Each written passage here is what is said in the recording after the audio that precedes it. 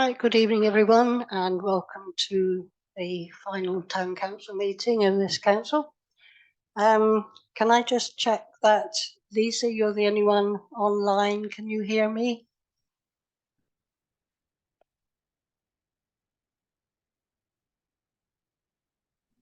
Yes, I can hear you. Thank you. Right, can I remind people that this meeting is being videoed, so if you don't wish to appear on the screen, then make sure you sit well back.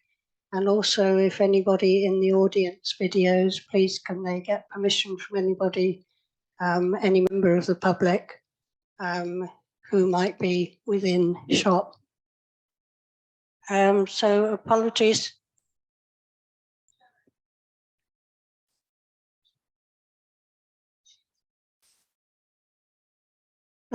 That's what.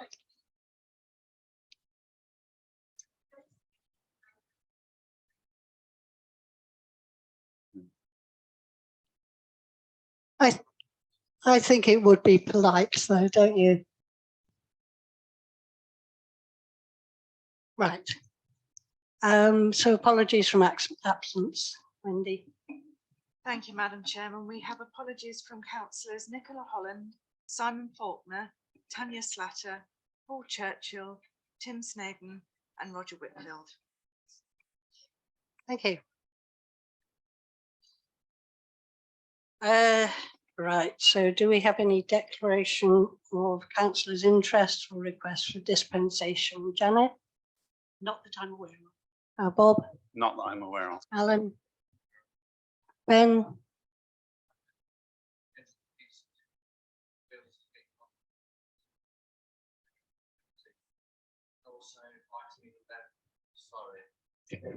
Start again. Yeah, I'll go through again, sorry. Chairs updates, obviously Wheels and Skate Park updates, which is only an update. And then item 11, part 2, which is the CCTV camera for the skate park. Obviously, I'm a director, so I've got pecuniary interest and an interest. So just kind of, I won't vote on that one for clarity on the skate park part. Thank you, Ben. Sue? None that I'm aware of. Bob? None that I'm aware of. Paul? None that I'm aware of either. And none from me.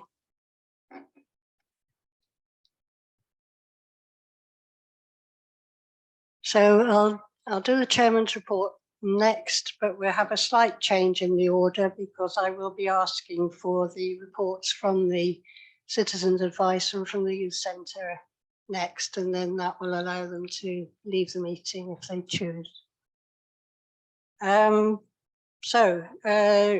An update on the Wheels and Skate Park, either from Paul or Ben, whichever. Do you want to fight over it? Or?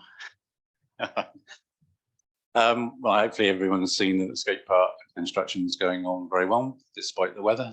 Obviously, it's been a bit challenging now because they're laying concrete, which it doesn't lay very well during the wet weather.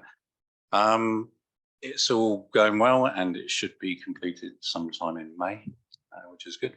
And I think it's going to be an official opening sometime in the summer. But I think that's probably about it at the moment. You want to say anything else, Ben? Yeah, just for kind of clarity on the opening bit, there'll be two parts to the opening. There'll be a soft opening, hopefully around about first couple of weeks in June, as long as the weather plays the game and is nice to us. I'll say we can't lay the concrete to get the perfect finish we want in this kind of, whatever you want to call it, rain for April / hail. But there will be a master opening come the middle of the summer. All I'll say is kind of watch this space. We're not totally sure on the date yet, but something in the middle of the summer, there'll be a grand opening of the skate park. So yeah, otherwise that's it. Yeah, just to help the audience, could you just explain what a soft opening is? Yeah, sorry. The soft opening will be we'll invite a number of people along, a bit of a cutting of the ribbon to open it. With the best one in the world, as much as we'd like to keep it closed while we get it all ready, get all the landscaping settled in, it's not going to happen because people want to skate it. They want to skate it now. It's not quite finished. So it'll be a soft opening, kind of, just invite whoever wants to come along, cutting of the ribbon, and then we'll go from there with it. But I'll say there will be a master opening come the summer holidays. So yeah. Thanks, Ben. Neighbourhood plan update. The neighbourhood plan has now been approved by the examiner. We only had a few changes that needed to be made, mostly clarifications. And we gather this, we did rather well compared to other neighbourhood plans that have been submitted by North Somerset towns. So the next thing that happens is it goes back to North Somerset Council for approval. They've already approved it once, so that shouldn't take too long, and hopefully that will happen before the elections in May. And then we're expecting it to go to referendum probably June, July this year. Brackenwood update. I was expecting something from Sharon.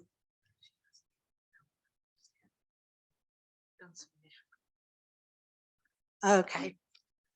So nothing much to report on Brackenwood. I think I reported on the tree survey last time that there's only one tree that has to be felled, and the initial clearance has started, but I haven't got anything more to add at the moment. So for the next item, I'd like to receive the update reports from the Citizens Advice Bureau and the Youth Centre, and to approve the release of funds for 2023-24 as per the service level agreement. So Richard, if I could ask you to give your update first, thank you.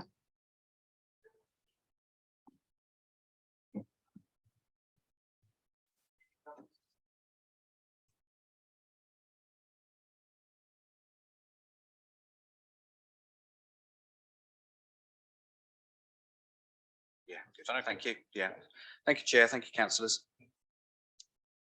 So there should be slides to present. I won't do every slide because that would take far too long. This is in the format of our normal annual report. So we report quarterly through to the council. We are very grateful for the support that you provide us, the financial support you provide us, and we provide a quarterly report for this. This is our annual report. So the first page is just this quarter's activity. I don't really want to spend a lot of time on that. I think the only thing I would probably draw to your attention, sorry, gosh, that's really small. Let me just help. I'll just talk through it. So in the slide deck is an analysis of our top debt issues. Normally that's council tax, which is fairly typical for most towns. But we are seeing this quarter, a lot more credit card, store card type debt. So one of the messages I want to leave with you is that we'll go through a series of activity. We'll go through what the issues are that we are seeing residents of Portishead coming into the outreach here. But we are concerned about the debt position and the increasing debt position. So people are managing at the moment, and how some households are managing is they are using debt. And of course, ultimately, that will present itself as a debt issue, which they need to bring to Citizens Advice and ask advice over. So if I could just move on a slide, please, Wendy.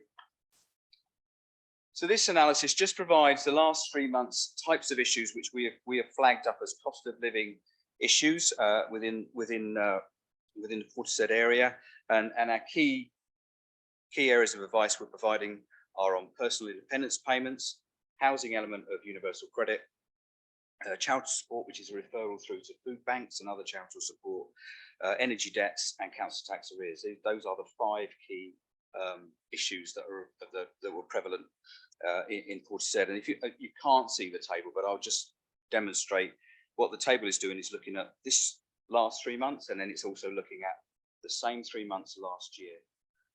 And what we're seeing is a huge increase in energy debt advice and advice around energy usage, and also a significant increase in housing advice as well. Now that's a very local picture, but what I would say is that's what we see across the whole of North Somerset, and that's what we see across the whole country. So that is what's happening. It's happening in Portishead. It's happening everywhere. I could move on again. So this is our annual report, and again, apologies, that's quite difficult to see. But what that does demonstrate is that we've had 225 cases, client cases.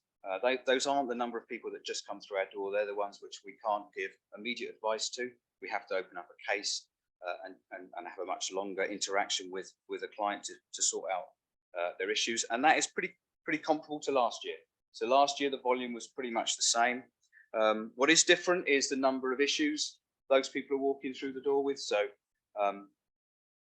on average, we call it a complexity indicator, but last year for one client we had about 4 issues to deal with. So they don't just come, people just don't come to advice about one thing. They'll come to us about many things. They might have benefit issue, they might have a debt issue, they might have a housing problem. So that's how we measure that. This year it's nearer 5. So that's quite a marked increase for us to deal with, and also an indication of how complicated people's lives can become. And when people ask for advice, they then are asking for advice across a number of things.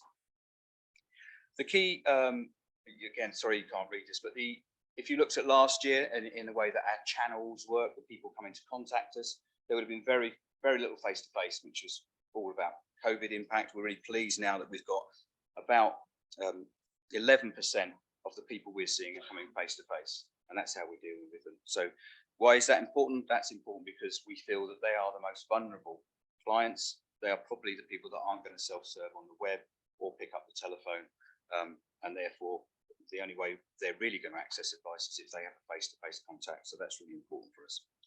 What I would say, which is a facet of the demography of the people that come to see us in Portishead, we do see a good deal of older people, and that wouldn't necessarily be replicated elsewhere in other towns and across Somerset. So that's I think that's a success story, because we again worry about whether older people can access our service, and in Portishead they can. Just moving on, I probably will move on 2 slides, please. Thank you. Sorry, again, a slide you can't read, but what that demonstrates in the first block of picture are these sort of those top 5 issues within Portishead across the year.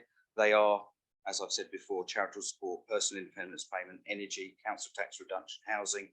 They are the over the year, they're the 5 biggest ones, and they mirror pretty much what's going on in the national chart, which is the one on the far right hand side.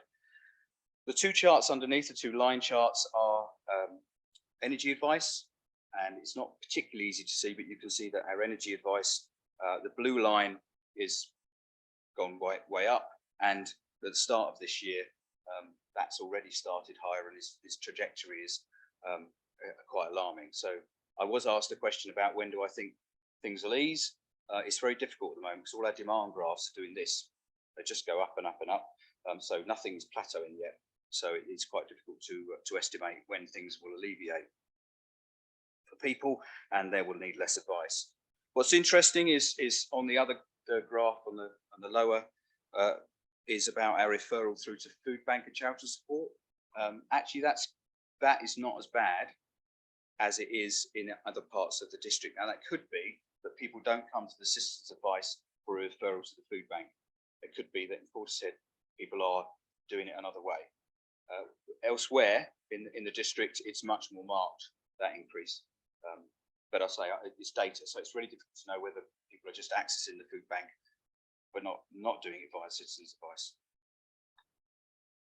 And I think I'm nearly there. Last slide I'll present. It's just around next one. Thank you, Wendy. It's just around the feedback. Sorry, it's the next slide. Thank you. Sorry, that was me. Next one up. Thank you. It's like the golden shot for those that remember it.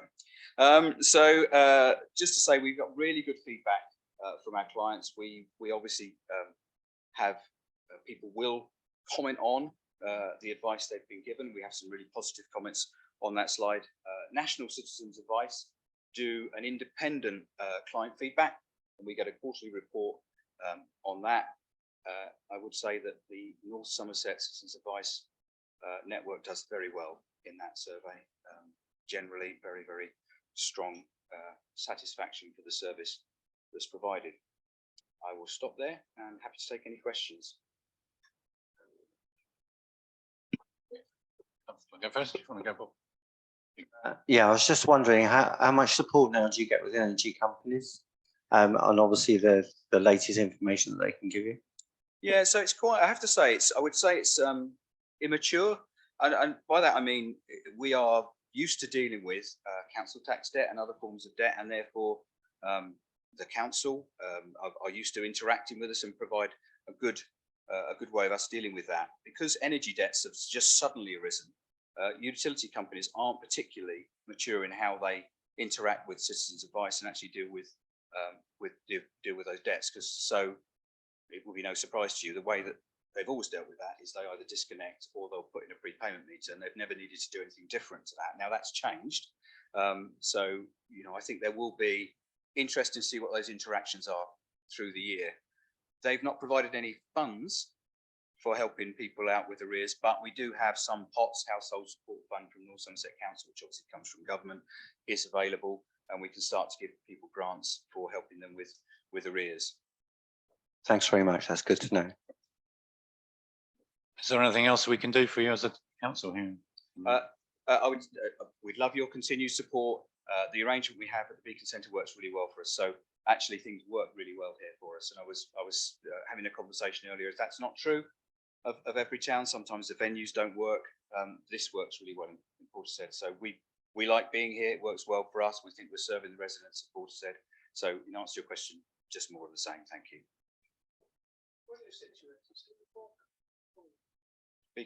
Can I ask if you want to speak?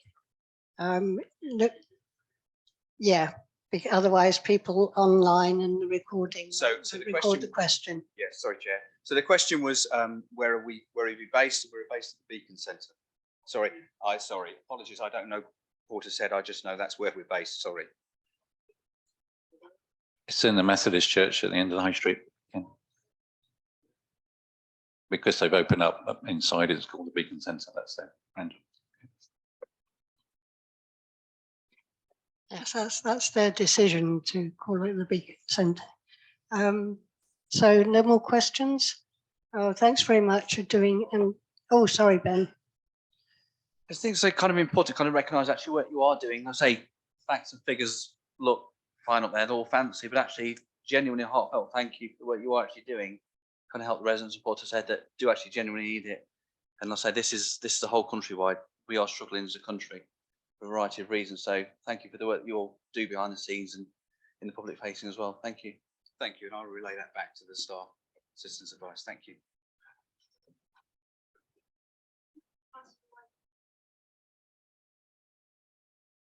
So the question was why we've moved from here into the hub. I can't answer. I don't know. Sorry. Well, I can find the answer for you. Okay.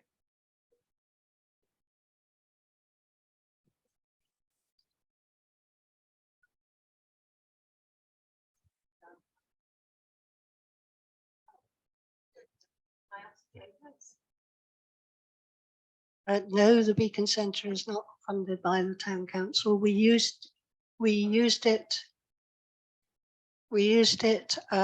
for our trial hub, which was funded last year, but that finished in November. So now it is the Methodist Church that runs the Beacon hub. Thank you. You're doing an excellent job in difficult times.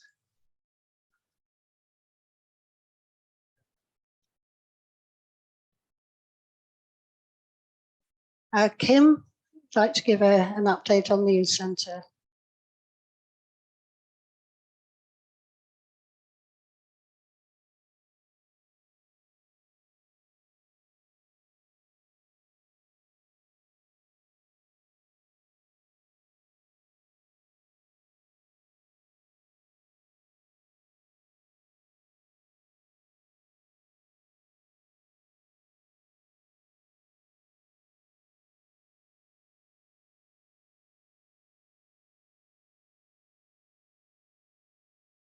We just love it here because we can come in and the children can play. There's freshly cooked food in the cafe. We can have a coffee and we can have a chat. We bring our grandchildren down here because it's local and they can mix and play with other children the same age. It's a really welcoming place. There's a lovely community here, good opportunity to meet other mums with little ones that's the same age. Not only does it provide a safe space for the really younger people that come and use the facilities, but also the older students that come in and the community groups that can use it throughout the day. They hold a senior citizens group, and we do different activities, which is usually run by two lovely girls from Gordana School. It's very important in Portishead, and it can really bring us together with our friendships. Because some of us don't get out that often, it really boosts their morale, you know, to come out and meet people. I mean, for me, my age, which is 90 odd, I mean, the most important thing is food and companionship, really. And it's a good place to meet people. You think about, oh, where I meet so-and-so, you usually say the youth centre. Running my own business, having the youth centre is very valuable because coming in as a hirer, I could hire a building, but here you have the extra blanket of security. There's always somebody on hand to, you know, if you have a question. So it's the youth centre is very important to Portishead. It's a very warm place. The staff are always really friendly and welcoming. The staff are so kind. That makes all the difference to it as well.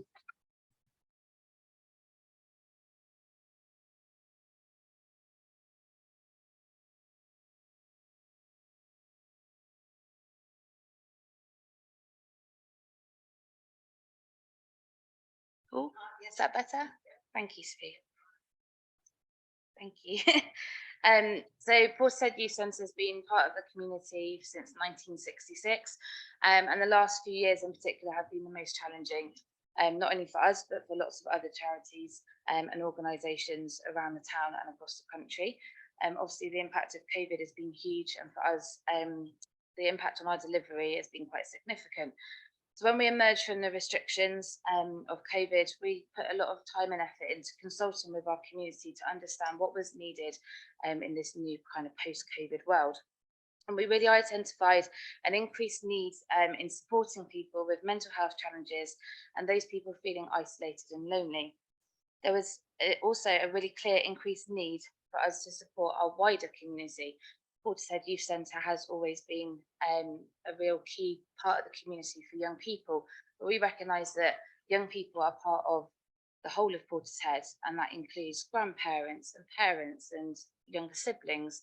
And so it was important for us that we could provide a space that was supportive for everybody to make use of. So we really learnt a lot during COVID, and that coming together and supporting each other creates a stronger and more resilient community. And organisations that work together in conjunction is a real key to success. So where are we now? So we're really, really proud to say that we are back to full capacity, but with even more to offer. Our sessions and activities support newborn babies all the way through to senior citizens, as you've seen from our film. And our oldest member who attends the youth centre is 97 years old. So we have three main areas of our organisation that we deliver activities within. So those are preschool, youth work and senior citizen work. During the COVID pandemic, as restrictions began to ease, we opened a creche to meet the needs of local parents who needed support with having time away from their children to meet with a friend for a coffee, to attend appointments, or even just to go home and have a little sleep. Our Stay and Play and Sticky Fingers arts and crafts activities are busier than ever, with lots of parents coming and bringing their children to enjoy our space. We relaunched our parent and baby support group, which we found really important for people who have newly had children to meet other people, to talk about bringing up their children and to support each other as a group. And recently, we've also launched a family breakfast club with signposting support, with support from the town council to other organisations within our town. With our youth work sessions, we are now back to running 7 sessions a week, which includes our Friday Fun Youth Club session for young people with additional complex needs, and our Junior Youth Club session that we were able to relaunch from the 16th of January. Year on year, since the COVID restrictions eased, we've seen a 64% increase in our attendance figures, which we're incredibly proud of. We also deliver monthly transition trips for young people with additional needs so they can get out and about in the community with their friends, but with support from a backward place from our staff who support them in going out for meals and engaging with activities in the community. We also deliver one-to-one weekly mentoring sessions for young people who are particularly struggling with their mental health, anxiety, body image, and anything else that might be troubling them. We are now also delivering one-to-one alternative provision for young people who struggle to engage with mainstream education, and we support those young people by working through ASDAN qualifications, which means they have something tangible that they can put on their CV and be proud of when they go for college applications. We provide volunteering opportunities for Duke of Edinburgh students, and they support us with the delivery of our Junior Youth Club session and also support us at the weekends when we do parties and events. Also, those young people can then use those skills and experiences with us to go on to other employment and giving them a kickstart into developing their CV and becoming really positive and strong future candidates for job applications.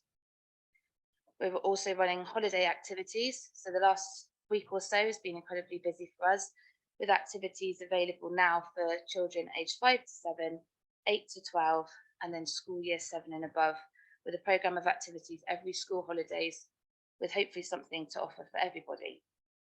And we're also incredibly proud to be host of the local young carers group that meet with us on a fortnightly basis and make use of the centre to meet other young carers and talk about their experiences from home. As you've seen from the film today, our senior citizen work has really expanded in light of the COVID pandemic, and we now run 2 sessions a week to reduce isolation and loneliness, and we also provide monthly trips and regular events. So in not so distant future, we're going to be having a party for the King's coronation for our seniors, and we celebrated the Jubilee last year and had a massive Christmas party for them. These events are really important for bringing people together. And we're really, really committed to ensuring that we are delivering the best possible work that we can.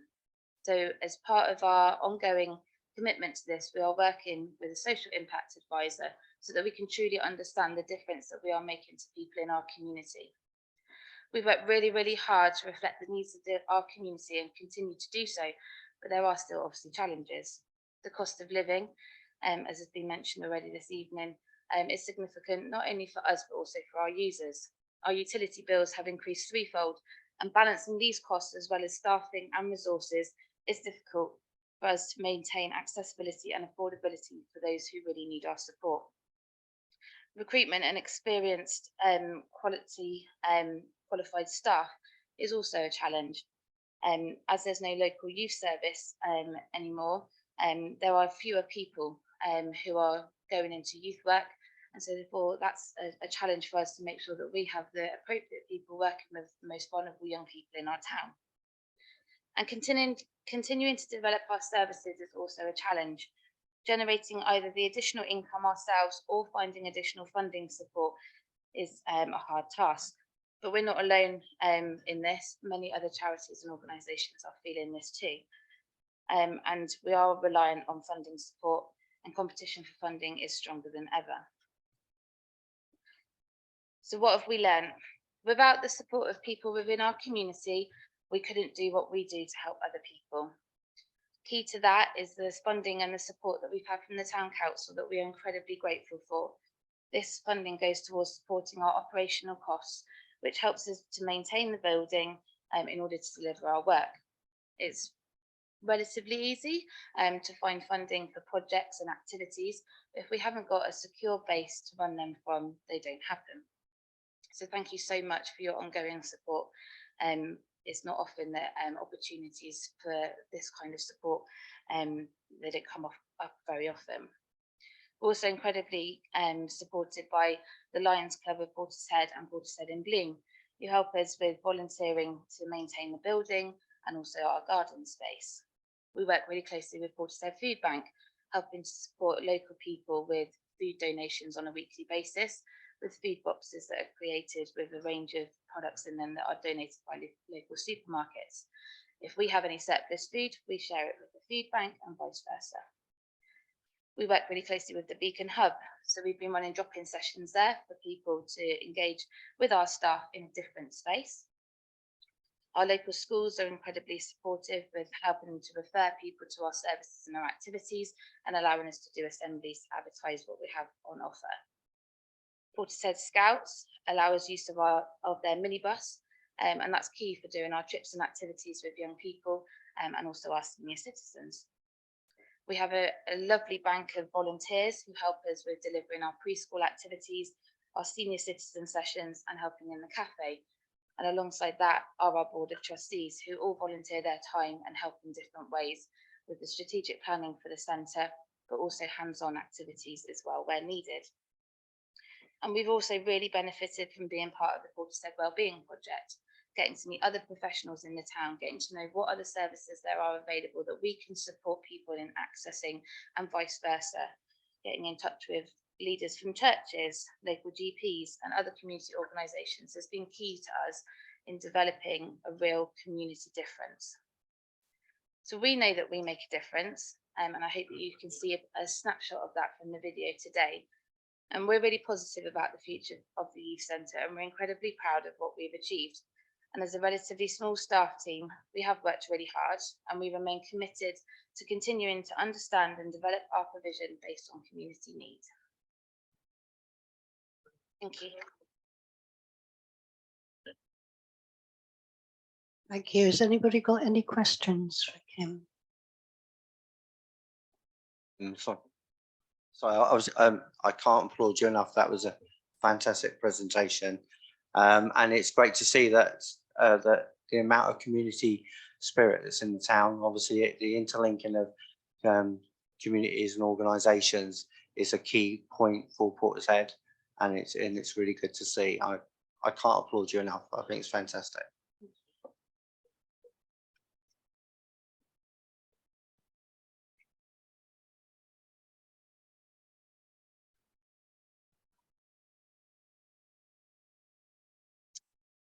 Yeah, so the lady was asking. Yeah. So the lady was asking if I can pass on any information about our senior citizen activities for a group that she works with as well. So yeah, I'm very happy to share that with you. No problem. Thank you very much, Kim, for everything that you and your team do at the youth centre. It is lovely to hear, you know, what is going on, even though some of us know some of what's going on. I'm sure all of us don't know all that goes on. So thank you for coming tonight and thank you for sharing it with us. And also, of course, it will be on the video of this meeting. So more people hopefully will find out, you know, what you do. So thank you very much. Thank you very much. Thank you. Chair, may I be permitted to say 2 words? Well, if it's to do with the youth centre, certainly. Yes. Name's Gary Bishop. I'm a new trustee. Became a trustee in November last year. You've listened to the list of activities that go on in the youth centre. It's run by a handful of people. It's quite amazing. It's a bit like a TARDIS in many ways, the amount of activities that go on there. Full marks to them. I'm the new trustee, but they have my total support. Thank you very much. Thank you. I think that's echoed by all of us. Can you share the video with us? Or can we play that on the town council, put it on the town council website, Yes, just to give you some more publicity? Yeah, absolutely. Thank you so much. So that's a first edit. So yeah, a local gentleman called Barry kindly made that film for us. So yeah, he's going to add a few more bits to it for us, but I can share a final edit with you when it's ready. Thank you so much for your time. Thank you for having us. Thank you.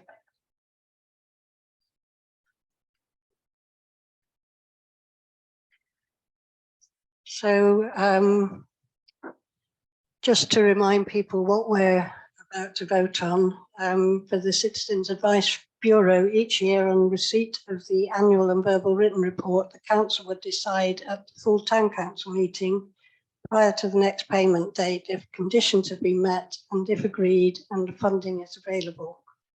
resolved to approve the following year's payment, which is £25,750 for 2023-24. And for the Youth Centre, on submission of an annual report in September of each financial year and supplemented by a verbal report at a meeting of council, payment will be made within 10 days of the end of each financial year, which will be £35,000 for 2023-24. So the recommendation is to approve the release of funds as per the SLAs for the Citizens Advice Bureau and the Youth Centre. Can I have a proposer for that, please? Can I ask Wendy a question first, please? Yes, of course. Wendy, as this is the last meeting of this existing council, are we allowed to put this through? Absolutely. We are. Lovely. Thank you very much. I just wanted clarification just in case. Thank you very much. Yeah, that's one of the reasons we wanted to slot in this extra meeting. So can I have a proposer for that recommendation? Thank you, Ben, and the seconder. Thank you, Alan. All those in favour? Thank you. So that's unanimous.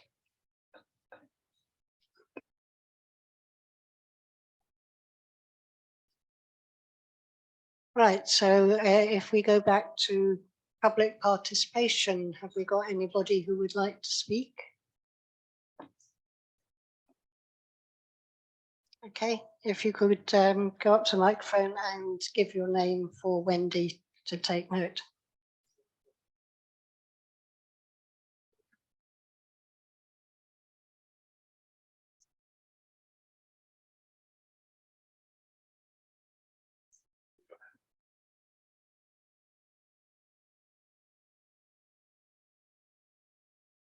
Hi, I've been before. I'm Jan Povets, and I represent the 66 members of Portishead Senior Forum. And I just wanted to clarify a few points that have come to light from your answers to my previous questions. Not all of the questions are here because next week we meet at the forum, and I need to put this to our members to show them what sort of answers you've come up with. So I'd like to make them as accurate as possible this time. So you're missing the point where you say the memorabilia plastering the walls is for the benefit of hirers. Firstly, nobody asked would-be hirers if that's what they would like. Secondly, why would people hiring the hall for their own activities want their members' guests wandering around looking at the walls when they are there for entirely different reasons? The thinking behind this makes no sense whatsoever. Surely the most obvious place to put something you think of interest to Portishead as a whole would be the library. Free entry, open sociable hours. Why wasn't that used? Perfect place to find Sandy Tebbett's book as well. Exactly where you'd expect to find it all. No brainer. It has a conference room, I'm told, when not in use, so they would use that as well. Who exactly do you bill for the higher charges, seeing the Heritage Museum has no status or backup group? Did personal interests overlook good sense with the councillors making these decisions? Question one. Can you tell me the groups who regularly hire this hall? 2. I am saying we use the hall with our own projector with chairs down the hall this way, facing that wall. As you can see, looking at it now, all of you facing that way, you're dazzled by the maps, the coating on the maps. They're of no interest to any of us in our group, or anyone that I can think of would want their people wandering around looking at a map when they're doing their own thing. So we're dazzled and distracted by them. So, and the clutter on the walls, of course. Your answer is the screen is fixed the other way. So there it is, perfect. So either they sit sideways looking, is that what you say? Or, I don't know. Is there now a restriction on the way the hall can be used to accommodate your museum rather than your hirers?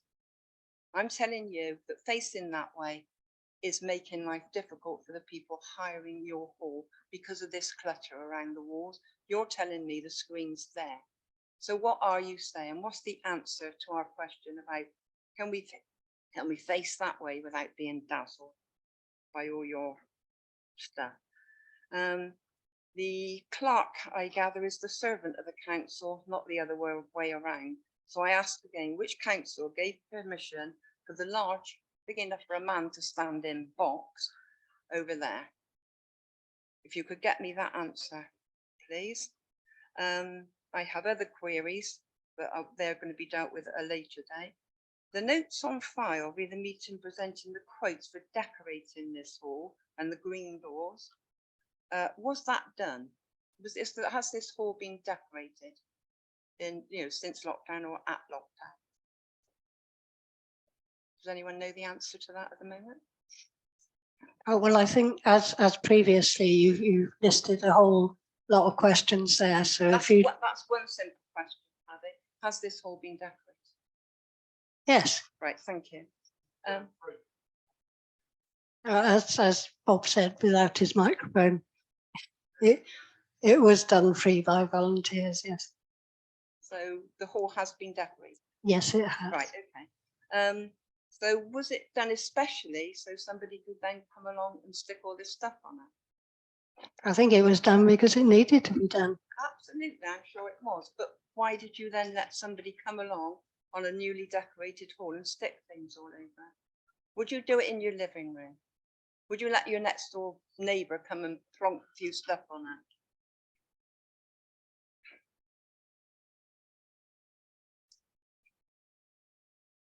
If you think it's right, do you not think you're abusing your positions, all of you? Well, clearly not. But as I say, you've asked a lot of questions there. So if you could submit them, then Yeah, we this will. is a rough note. I did it earlier on. I didn't know anything was, but I will let you have that. Thank you. And I'd like the answers to that before our next meeting, which is next Wednesday. If you want to know what we say at our meetings, please send somebody along to listen in. Okay, I can't guarantee you'll get an answer before next Wednesday. No, okay. Thank you.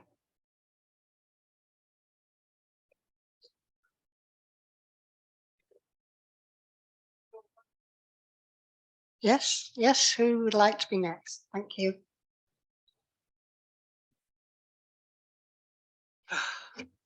I'm back in the old place. What a disaster. I've heard the captain's jumping ship. I'm sorry to see you go. When I was told, I was crying my eyes out. I'll miss you as well, Ken, but I'm sure. Some more battles with the captain. Oh dear. Right, let's get down to it then. I get this through my door. It comes from North Somerset. They talk about Weston-super-Mare because obviously North Somerset only represents Weston-super-Mare and not the north end of the county. What they give us is a vision. They've been there 4 years and now they give us a vision. Let's have a look. The new British Rail and Station.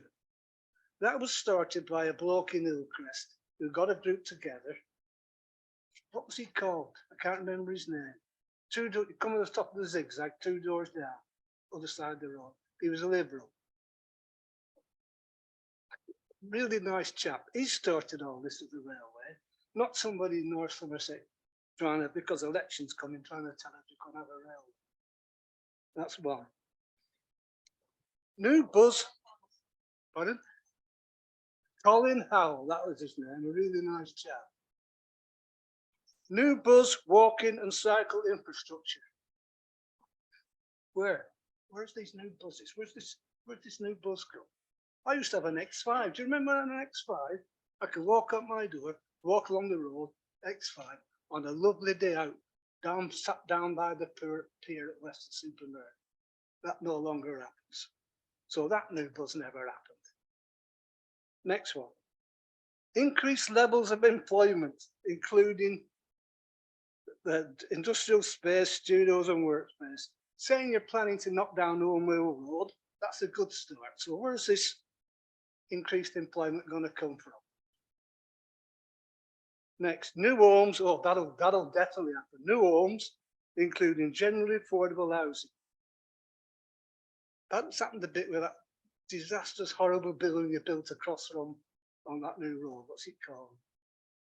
Alliance Home. You give it to Marina Gardens, I think you're referring to. That's new community infrastructure, including school places. This is Port Z, by the way. Space for doctors.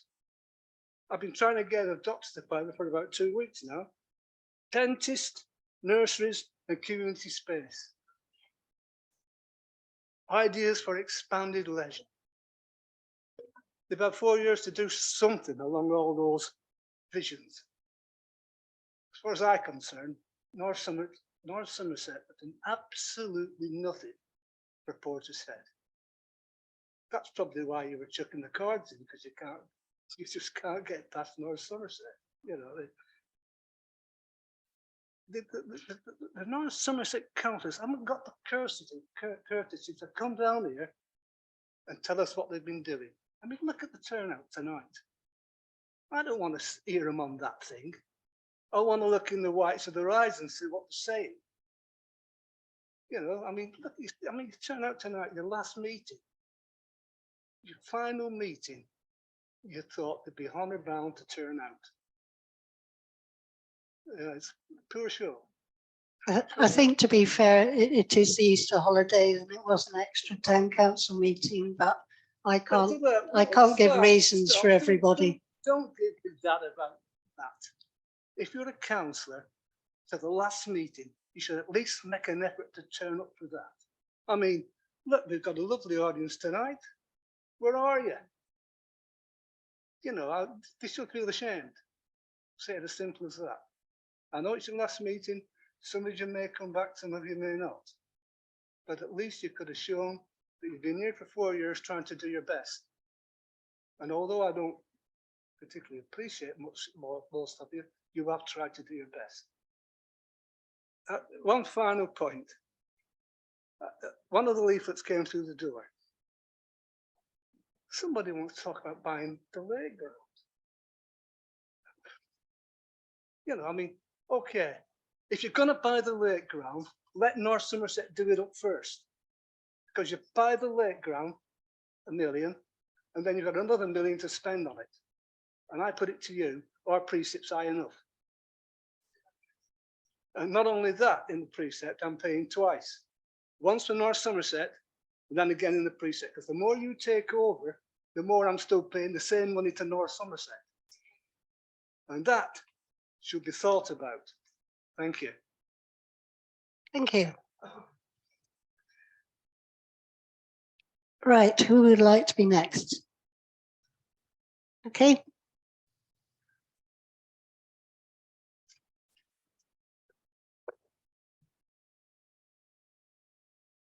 I'm Annette Hennessy, I don't know if it's on. Before I go into what I'm going to say tonight, I'm actually here for the main purpose, which is, I understand there is a Portishead Independent Political Party member here, the party that controls this town council, who keeps inappropriately raising my name in meetings, despite the fact I am not here. So I've come here tonight to ask that person to my face to say what they want to say before I continue with my address. Nothing? Okay. I don't think we know who you're referring to. I think they do.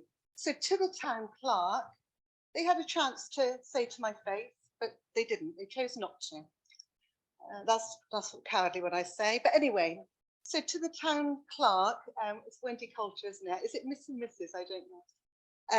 Nice to meet you. I'm talking regarding Bob Cartwright. Please ensure that he knows I'm not his friend. So perhaps you could explain to him that I would like him to stop using my name when I'm not here, when there is no right of reply. What I do outside these meetings with regard to videos on YouTube is absolutely none of his business. unless I break the law. And if that's the case, do please refer the matter to the police. And so far I can confirm I've never broken the law, nor spoken in meetings rudely or disrespectfully, nor had my items rejected by Facebook or YouTube. And to that same Portishead Independent Political Party member, yes, actual videos which your party, this controlling party, have used to help it in the past and given me credit for. So I wish you would stop pathetically moaning about the number of YouTube videos and start acting on the issues raised. So on to matters more important. I watch the videos that go on YouTube and I read the minutes. And I was appalled by the way this council reacts to members of the public. Not only do they respond aggressively, as Tanya Slatter did at the last meeting, but they have their backs to the public. And Mrs. Davey is one of the worst. At the last meeting, it's clear on those videos, which some of you dislike, that she never looked at the members of the public speaking at all, which is appalling. And I can remember the majority of you who attended meetings before you were elected in, not all of you, used to complain with venom towards the last administration for turning their backs and not looking at the speakers. And now we've got the same happening here tonight. It's absolutely appalling. And when members of the public come along who don't come here very often to speak and actually raise their concerns, to not have eye contact with the public is rude and disrespectful. And it's happening again. She should be ashamed of herself, Mrs. Davey. So going on to the matters raised by, there's no point shaking your head, Mr. Gardner. You're the person who's standing for a party and not bothering to stand in an election yourself. So don't shake your head at members of the public who are actually saying things which you should be listening to. Yeah, you can hide your head. So one of these two residents came along and they spoke at the meeting. I've already mentioned the aggressive response by Tanya Slatter, which we've become accustomed to. But regarding that railway sentry box, as I call it, at the back of the hall, in answer to one of the questions, or there's several of them, we were told that, or the lady was told, that it was put there and permission was given by the town clerk. And as she has already highlighted this evening, Jan, the town clerk is actually employed by you, the town council. And I doubt very much that she would give permission for something like that in here without consulting with you all and having it approved. So you can blame somebody who's no longer here, but it's a bit weak actually to do that. And to correct Tanya Slatter again, she did say at the last meeting that it was put there by the old administration, and Leslie Cottrell, who attended, was quite right, it wasn't.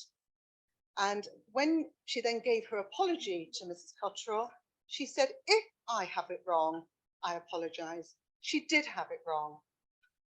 So saying if is a bit of a weak apology. Blame the previous administration when you're the person who's done it is ridiculous.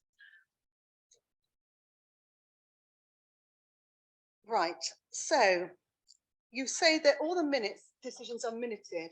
I can't see in any of the minutes the decision for that item at the back of the hall. And you can't really call it a small item. It might be small in relation to the whole of this room, including the bit at the end, but it's not small, it's large. And with the piano alongside as well, I can see why people are raising concerns. Now, rightly or wrongly, they need to be listened to.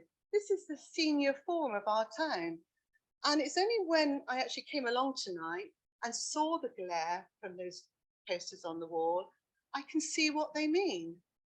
And I can't understand why you're so despondent to what they're saying. Surely negotiation is called for to put this sort of matter and resolve it for those people. You also say that it's not, her view is not a view shared by other hirers. Did you have a consultation on that? And if so, could I have a copy of it, please? It's not, I can't find one at all. And also I'd like to ask, is it correct that all hirers have to put away tables and chairs, even elderly with mobility problems? Are you able to answer that for me now? For me, please, just that one question. No, during the day, if people want the staff to put out the chairs and tables and take them away again, then they can. And we're currently trying to find a way of being able to do that for evening hires as well. So we are told to do it in the evenings. What's happened to the caretaker, may I ask? The last caretaker resigned. I think I put this in my answer. I don't know if I gave it verbally. We did advertise 3 times for a replacement caretaker in all the usual places. We didn't get any response. Anybody wanted to take up the post. And a lot of the money for the halls is spent on the wages, the salaries of the caretakers. So we have gone to the automatic entry system, same as a lot of other halls have. Because we've got a lot of staff in this council. It's a shame that we haven't got. Well, we did try and get a caretaker. Well, I can see why It's they may not want to it's join not a the very, sorry? I can see why they may not want to join the council from past experience of other staff members. But thank you for giving the answer. Final thing on the Heritage Centre, the word, the Heritage Centre, you say there's no group called the Heritage Centre. Well, that's strange. And that's what your answer is. But that's strange because Janet Davey has referred to the Heritage Centre numerous times online, and even this town council has as well on social media. So is it the folk hall or is it the Heritage Centre? Could you tell us tonight, please? Well, the building is certainly called the Folk Hall. The Heritage Centre is this hall, which is also used for general hire. Right, so it's not particularly correct that you say there is no group called the Heritage Centre. Well, it's group, I think, was the thing I was answering. It's a bit Got the answer ambiguous. now. Okay, thank you. Right, so I've mentioned the back to the public. It's very rude. This town council and the controlling party gave many promises about meetings which have failed to transpire, which Tanya Slatter did not explain why at the last meeting. Your new style democracy pledged in 2019, excluding, of course, Sue, who stands for Liberal Democrat, turned out to be more duplicity in treating the people with disdain, and this has continued. And I think this amount in the hall is the most you've had for many a time. The public don't get openness, honesty and transparency now when they attend these meetings, which is why they no longer attend. Some of you will be elected again in May. Some of you have already been appointed town councillors in the East Ward due to no contesting candidates, such as the despondency from the public generally towards the council. The only person in East Ward as a town councillor who I think deserves that appointment is Ben Aldridge, who has worked hard for 4 years. Some of you abandoned your political party at district level. Some of you were disqualified. Whoever gets in May, could you try to represent the public, not your political party? And as there are no true independents standing for town council, like there is for district council, please don't follow your leader who isn't standing for at all for election. Be true to your town. And one question I'd like to raise to Ben Aldridge, if I may, before I finish. Could you just tell me, Ben, who was it who applied for the lottery funding for the Wheels Park? It was the town council. Who on the town council, please? I think it was a member of staff, wasn't it? That's a genuine question I can't answer right now. I so I don't think have it's the a answer. member of staff. So my final ending is to say, please don't take credit for what your employees are doing for you. In the past, councillors have worked hard. They may not all have conducted themselves properly, but they worked hard, a lot of them. And now you've got a lot of employees who we pay for out of our public purse, who work hard on your behalf. And so if someone has worked hard and gained lottery funding, then please don't let the party claim the credit. Give the credit to the member of staff who did it for you. And that goes for many other things like the Slade Road Playground project. I could list them all, but I haven't got time. Don't claim credit. It's so disingenuous. And all I can say is roll on the election and we'll see what happens then. But I hope you learn from some of the lessons, mistakes you've made in the last 4 years. And you can smile and smirk all you like, Chairman, but as someone who actually doesn't live in Portishead and isn't standing for the town council, then it's not really relating to you, is it? Thank you. Thank you.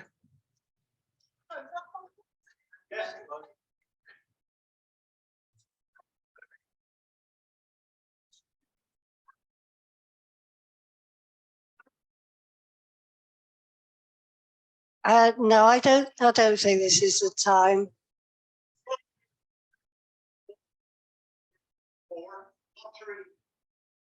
Money is sat in this room. It wasn't a member of staff. No, it wasn't. Yeah, no, it wasn't. It wasn't a member of staff.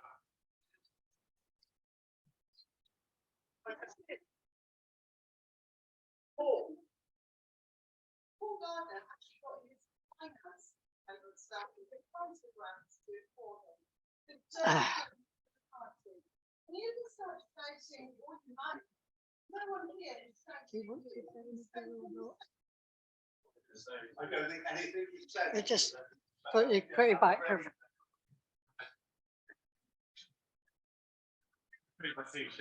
I'm not saying anything else. Just Right, thank you.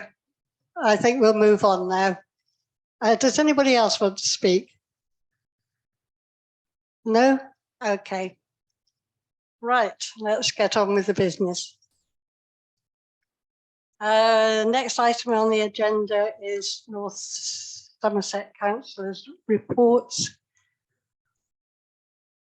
As has been pointed out, there aren't any North Somerset councillors here tonight. I would give Tim Snaden a special excuse because he's on his honeymoon and I really don't expect him to be here.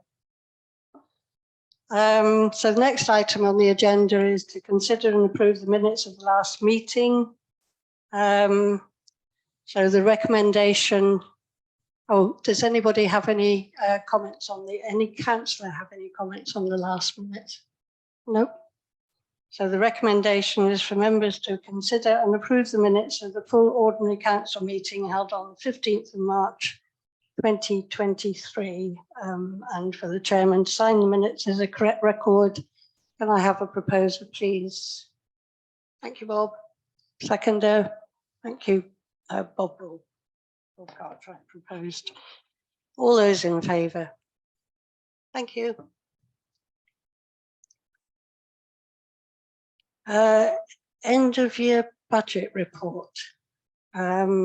This is to receive and note an end of year budget report outlining the main points from the budget. I think this is going to be very brief. Is that right, Bob? Yeah. The situation at the end of the 4 years. Not interested in the budget. No. The end of the situation in the 4 years we've been in is. Certainly they can. I was just a comment, wasn't a criticism. Before you speak, time on the head. I think that's what's on the vice chairman tonight. Perhaps we actually need to consider that before they speak. very good, Paul. Very good. Okay now, right. All I wanted to say was that the final year end isn't obviously done until after it, and so it hasn't happened as yet. But I just wanted to indicate where we were in comparison to where we started 4 years ago. We have put up the precept, as everybody knows and keeps complaining about, but we've also spent a considerable amount of money on this town. You've seen two people come in and explain the grants that they've got. we've protected land, we've bought land, we've got a neighbourhood plan through, we're doing a skate park. All those things cost money, and they've all come out of the preset money that we've done, along with other grants that we've also spoken about. We've increased the cash, if you will, at the end of this year to twice what it was when we came in. And the way it was going when we came in, as most people who actually bothered to take any notice will see and have seen, they were going downhill, and they would have been I mean, they couldn't have done a neighbourhood plan, they couldn't have done some of the things we've done.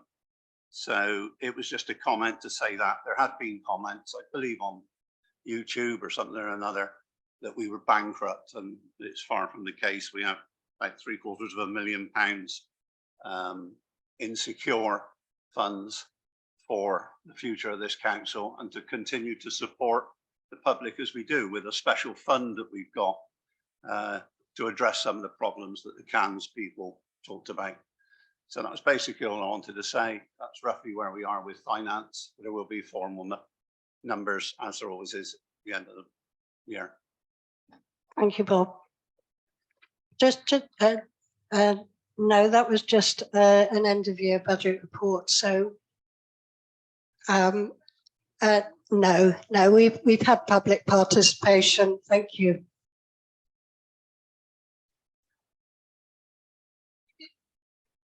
Can we move on, please? Just quiet, please. So then, can we move on, please? So the next item on the agenda is policy updates. I'm sorry, I'm going to say something, because you didn't even quote right. You said all those millions. There aren't millions in the bank, there's $750,000. So if you're going to say, if you're going to complain, Bob, she's just if using you're you as a to target. argue with us, we argue with you. Bob. That's nothing to do with what I was speaking. Annette, attend finance meetings. That's what they're there for. Annette, finance Can meetings. everybody please be quiet and let us get on with the meeting? Thank you. Right. The next item on the agenda is policy updates, and these are to consider the recommendation from the Community Matters Committee that the full council adopts the updated equality and diversity policy and safeguarding policies for children and adults. And I would like to thank Wendy for all her incredibly hard work in producing these. They have already been considered by the Community Matters Committee. So have any councillors got any questions on these policies? No. So the recommendation is to adopt the updated equality and diversity policy and adopt the safeguarding policies for children and adults. Can I have a proposal, please? Thank you, Ben. Seconder. Thank you, Bob. Bob Cartwright. All those in favour?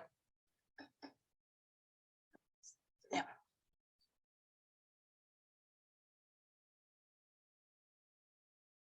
Right, the next item on the agenda is CCTV provision, and we're looking at two CCTV cameras. The first one is the purchase and installation of a CCTV camera for the marina at a cost of £15,469.76. And a breakdown of the cost is given in the agenda. And the second item is the hardware cost for a new CCTV camera at Parish Wharf, Portishead, at a cost of £5,285.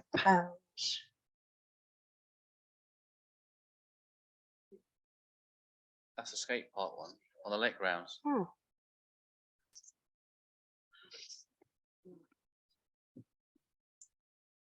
Just a minute.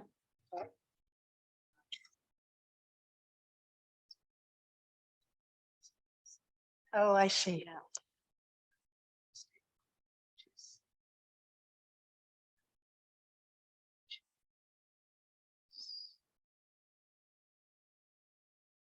So what did I say that was wrong then? That figure is bigger. I said CCTV camera at Parish Walk.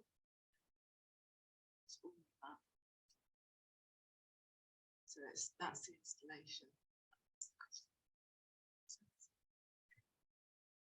That's do. Yeah. That's, okay. Well, I hope everybody else understands that.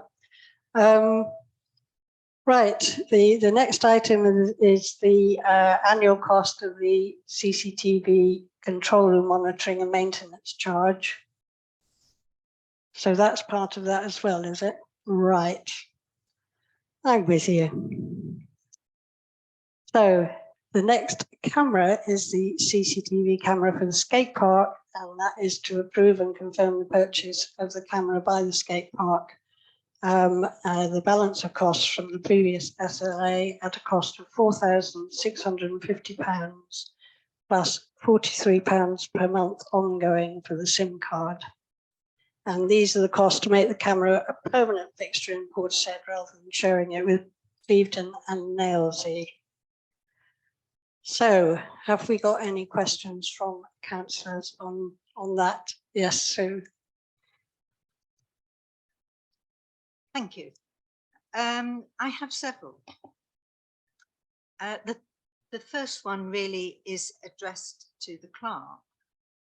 Should this come before this council, or should it come, or should it wait until the new council? Because of course we are making a decision basically on their behalf, because of course it will be for the next council, I would have thought, to have actually agreed this. And I'm happy if, say, a recommendation goes from this meeting to the next town council meeting for them to approve and agree. Well, technically you are in your new year because your financial year starts at the beginning of April. So you have every entitlement to spend monies up until the election. These costs have come about during the administration that you're currently in. So I don't see any reason why you shouldn't make any decisions on this. I think it's part of what you have been doing already. Lovely. Thank you very much on that one. And the one at Parish Wharf. Who owns Parish Wharf? I mean, the building or the land where it's on? I am well, it's where the camera is going to go. It's the one this is a retrospective thing. It's the one that's already there, just outside. It is. Yes. So in other words, it is a replacement. Yeah. No, this is a retrospective because this should have been approved months ago. The actual spend, we have all agreed to do it last August, and then it was actually suddenly implemented a couple of months ago. So this is all retrospective. Yeah. Okay. So it's just to pay for the camera that is already there outside Parish Wharf on North Somerset Council land. Right. So therefore we are putting a camera on North Somerset's land that I would have thought that they would have been paying for. No, it's just like any other, all the other cameras in Portishead, like the ones on the high street. So they provide the service. If we pay. And we pay for it, yeah. So it's okay. So that's right. So it's all wrapped up in the kind of big North Somerset service. So that's why the service charge goes up slightly, because instead of having 6 cameras, we now got 7. So. Thank you very much. And then finally, the skate park. I can't remember, and I'm sure that Ben would correct me or tell me, was a camera as on the planning application or not? There wasn't a camera on the original planning application, no. However, there was a request made by the police to have a camera generally in the area, not linked to the skate park, just to be clear. they wanted a camera in the areas to kind of generally monitor the area and the skate park and surrounding areas once it's in. So that was a formal request from the police as part of the planning application. And so therefore, is the camera going to be on the land where the skate park is, and therefore within the boundary of the land that so who owns the land? North Somerset. Right. So okay. where the camera is, you've got the skate park boundary, the blue metal fencing. You've got the grass bank. You've got I think it's 3 lampposts, 3 lighting posts. If you're looking at the skate park with your back to the sea, it's the left-hand the left-hand post, which effectively is nearest the boathouse. That's the one that has got the camera on it. Right. So It's on North therefore, Somerset land. right. So therefore, will we be paying rent to North Somerset for putting the camera on their post? Not that I'm aware of, no.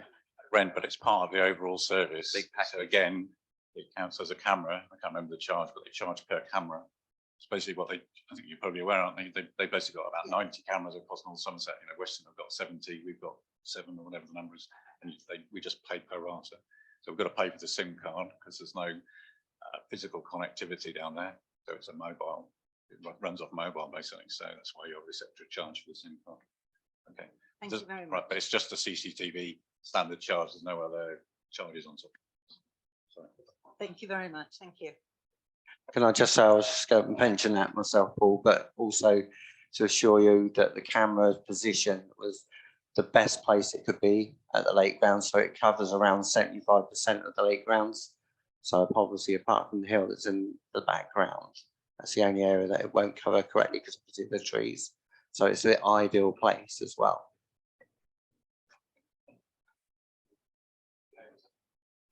Thank you. Yes, of course. I'm also I am in kind of conversation with the police just to make sure that the camera is in the position they kind of want it to be.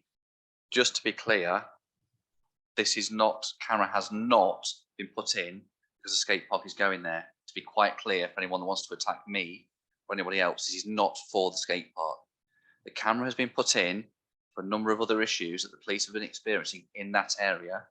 Just so happens the skate park has come at the same time as these issues were already well and truly embedded. So the police have asked us that we put it there, and the location has been requested by the police.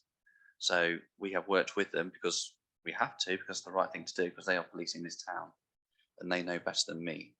So this camera will remain in situ as long as this council agrees. Now, I will obviously not be voting upon it for obvious reasons.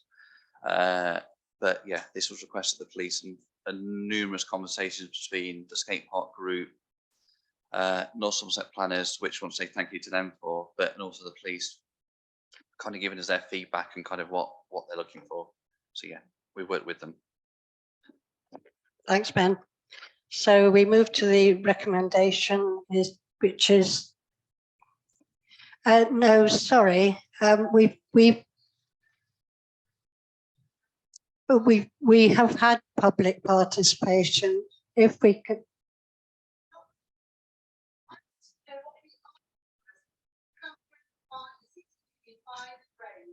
Does it stretch as far as the dock side by 40% primary, the rear of 40% primary? That's what I want to know. Well, if you want to ask a further question, if you can write in, then we will give you a reply. So if we can move on to the recommendation, which is to approve the purchase and installation of a CCTV camera for the marina at a cost of £15,469.76, and to approve the purchase of the remaining 2/3 of the CCTV camera at the skate park at a cost of £4,650 plus £43 per month ongoing for the SIM card. Can I have a proposer, please? Thank you, Janet, and a seconder. Thank you, Bob Cartwright. And all those in favour, with Ben abstaining, not voting.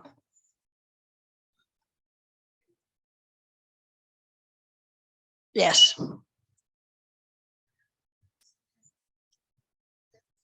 Can we move on, please? And can we stop having interruptions from Yeah, the if you public? could just be quiet. I'm sure it's very fascinating, but it's really tedious. So be quiet. Thank you.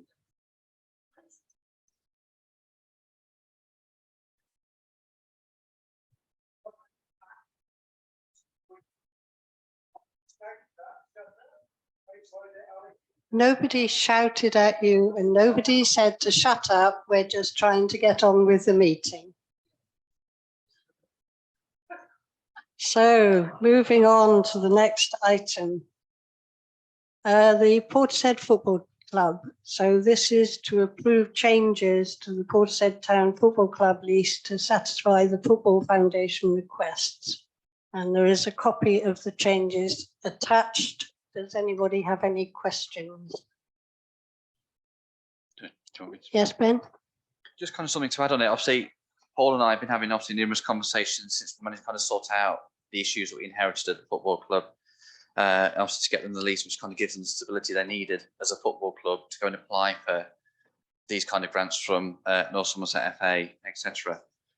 Obviously, the football club, effectively the biggest in the southwest, their numbers are just astronomical and done an amazing amount of work to get people in. Without this being approved, they cannot and will not get the funding from the North Somerset FA to be able to put down the pitch they've been fighting for years. So this ultimately, from my point of view, I'm not going to vote on this. I'm going to abstain because I've been involved in it. I think it's the right thing to do. But this football club has fought hammer and tooth for this land, and the fought hammer and tooth for this pitch will not just enhance the pitch for the users of the football club, will enhance the area and the use of the pitch for the greater wider public. It is not just a football pitch, it can be used for other things.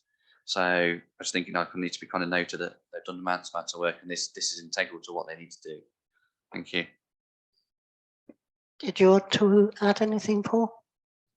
Just to say, in case people are wondering what the changes are about, I mean, it's essentially the Football Foundation is basically going to give them a grant of several £100,000. So they clearly want to have an interest over the land to, it's a bit like if you have a mortgage on a house, so the lender wants to have some security on it. So, so that's basically what they've asked for. It's exactly the same as the National Lottery have asked for the skate park lease. So again, a large grant provider just wants some security really, and it's what they've asked for is we've had a chat with a lawyer at standard, pretty standard really.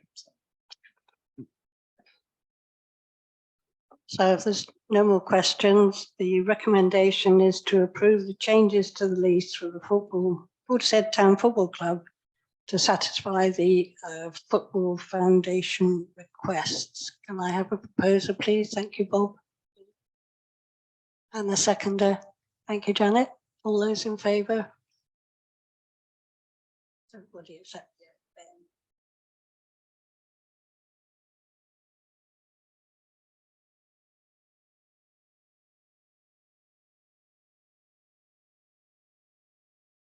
So the next item on the agenda is the neighbourhood plan. As I said earlier, the neighbourhood plan will be going to referendum sometime this summer. And obviously we need to tell the public about it, and there'll be a vote organised by North Somerset. So this is to approve the release of £2,000 to support the communications required for the referendum of the neighbourhood plan. Do I have any questions about this? Nope. So, Sue, you're looking puzzled. It's exactly the same as I've said before.